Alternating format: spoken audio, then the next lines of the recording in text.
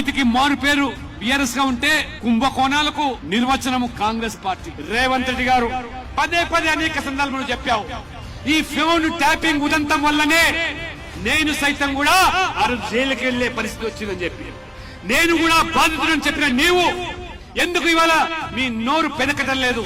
నీవే చెప్పావు కదా, నా బిడ్డ పెళ్లికి కూడా నన్ను హాజరు కాకుండా కుట్ర పన్ని నన్ను జైలు పాలు చేశారు ఈ ఫోన్ ట్యాపింగ్ ఉదంతా వల్ల నేను చెప్పిన నీవు ఇవాళ రాజీ పడుతున్నావు అంటే నీ ఢిల్లీ పెద్దల ఒత్తిడా జనక 10 ఒత్తిడా మీ కాంగ్రెస్ అధిష్టానం లోపాయికారిగా ఈ టిఆర్ఎస్ పార్టీతోని కేసీఆర్ తోని ఏదైనా రాష్ట్ర ఒప్పందాలు చేసుకున్నారా?